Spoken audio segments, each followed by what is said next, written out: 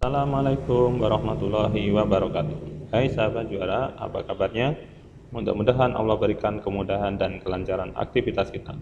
Perkenalkan, saya Kak Badru, staf pengajar geografi PKB Nurul Fikri.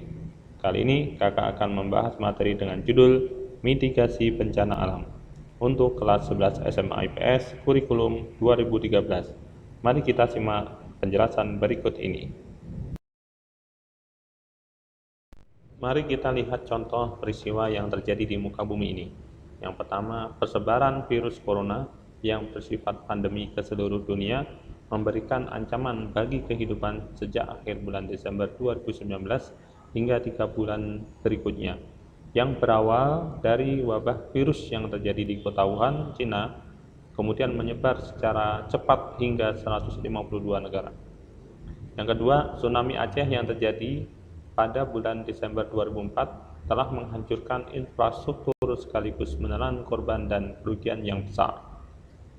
Kita sebagai manusia patut terus berdoa dan bersyukur atas keselamatan diri kita dari ancaman bencana yang terjadi.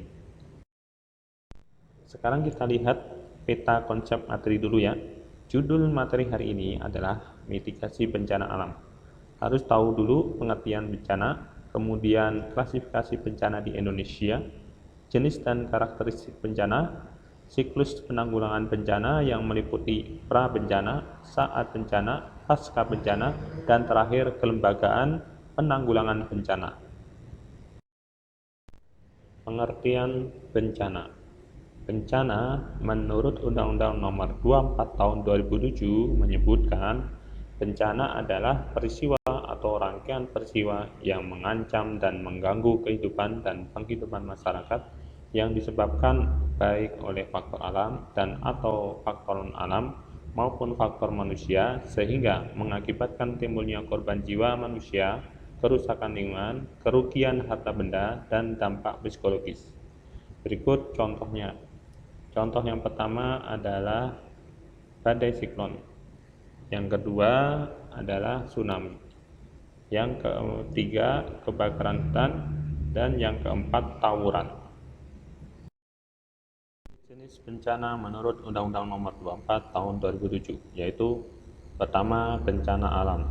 Pengertiannya adalah bencana yang diakibatkan oleh peristiwa atau serangkaian peristiwa yang disebabkan oleh alam antara lain berupa gempa bumi, tsunami, gunung meletus, banjir, kekeringan, angin topan, dan tanah longsor. Bencana alam ini dibedakan menjadi bencana yang diakibatkan oleh dinamika litosfer. Berikutnya, bencana yang diakibatkan oleh dinamika hidrosfer dan bencana yang diakibatkan oleh dinamika atmosfer. Berikut contohnya. Yang pertama, gempa bumi dan tanah longsor merupakan bencana alam yang diakibatkan oleh dinamika litosfer. Kemudian banjir merupakan bencana alam yang disebabkan oleh dinamika hidrosfer. Dan yang terakhir, angin topan merupakan bencana alam yang diakibatkan oleh dinamika atmosfer. Bencana yang kedua adalah bencana non-alam. Pengertiannya adalah bencana yang diakibatkan oleh peristiwa atau rangkaian peristiwa non-alam yang antara lain berupa gagal teknologi, gagal modernisasi, epidemi, dan wabah penyakit. Berikut ini contohnya. Gagal teknologi contohnya kecelakaan pesawat. Gagal modernisasi contohnya bom atom. Wabah penyakit contohnya penyakit flu burung, penularannya dalam lingkup yang kecil.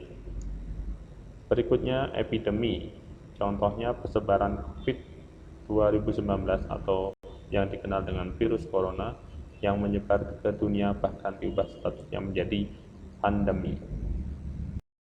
Bencana yang ketiga adalah bencana sosial. Pengertiannya adalah bencana yang diakibatkan oleh peristiwa atau serangkaian peristiwa yang diakibatkan oleh manusia yang meliputi konflik sosial antar kelompok atau antar komunitas masyarakat dan teror.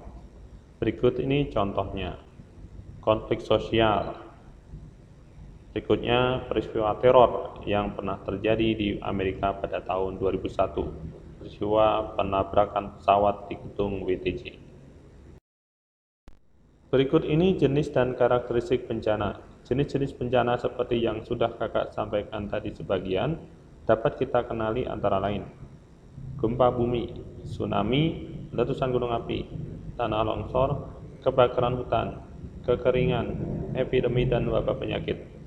Dari masing-masing jenis bencana tadi, kita bisa pahami karakteristiknya, dimulai dari pengertian dan penyebab bencana, kajian bahaya dan daerah penyebaran bencana, dampak pengerusakan, dan upaya mitigasi bencana.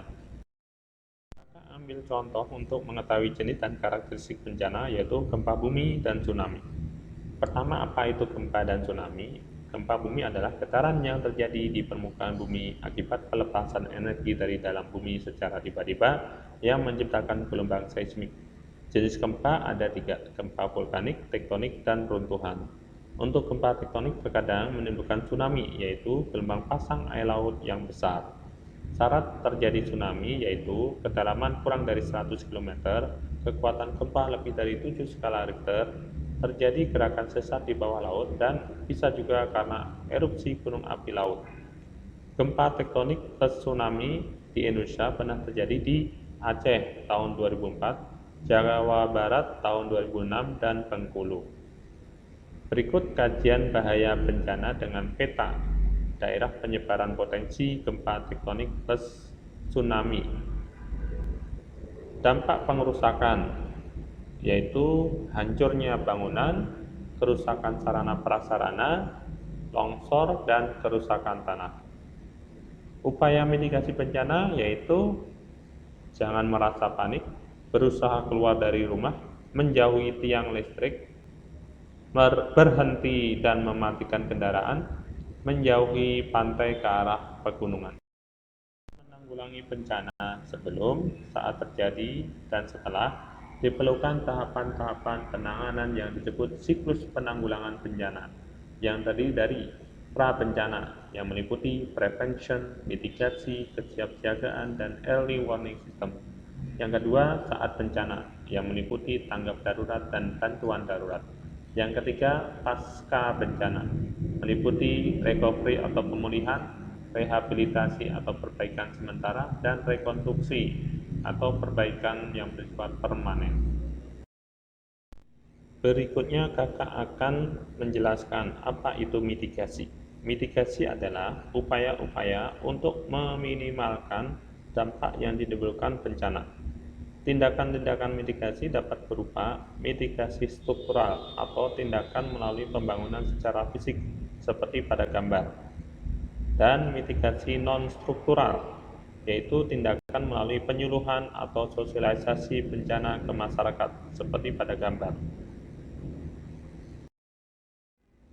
Berikutnya kakak jelaskan upaya mengurangi resiko bencana bisa dilakukan dengan pengenalan awal tentang bencana, yaitu 1. Bahaya atau hazard, yaitu sumber potensi kerusakan atau situasi yang berpotensi untuk menimbulkan kerugian. Yang kedua, kerentanan atau vulnerability, yaitu potensi menghasilkan kerusakan atau korban akibat bencana yang tidak diduga. Yang ketiga, risiko bencana atau disaster risk, yaitu potensi kerugian yang ditimbulkan akibat bencana seperti kematian, luka, sakit, jiwa terancam, hilangnya rasa aman, mengungsi, kerusakan, hilang harta, dan gangguan masyarakat. Indeks risiko bencana tergantung pada kemampuan masyarakat menghadapi bencana. Jika kemampuan masyarakat menghadapi bencana itu tinggi, maka risiko bencana itu rendah. Pencegahan bencana bisa melalui tradisi lokal wilayah setempat yang kemudian disebut kearifan lokal yang berisi nilai-nilai luhur yang melindungi kelestarian lingkungan. Contohnya Semong di Aceh, Pasang Rikajang di Bulukamba, Sulawesi Selatan, dan sebagainya. Yang terakhir kakak jelaskan lembaga-lembaga apa aja yang berkaitan dengan penanggulangan bencana. Di tingkat pusat ada BNPB atau Badan Nasional Penanggulangan Bencana. Instansi pusat selain BNPB yaitu Kementerian PU, Kemensos, BMKG atau Badan Meteorologi, Klimatologi, dan Geofisika. Ada PVMBG yaitu Pusat Vulkanologi, Mitigasi Bencana Geologi, Basarnas, TNI Polri, dan lembaga lainnya. Di tingkat daerah ada BPBD yaitu Badan Penanggulangan Bencana Daerah. Instansi daerah setempat yang lain yaitu Dinas Sosial, Dinas Kesehatan, PDAM, Ormas, dan sebagainya. Demikian penjelasan materi tentang mitigasi bencana alam. Nantikan video-video selanjutnya ya. Terima kasih semua dan salam juara. Wassalamualaikum warahmatullahi wabarakatuh.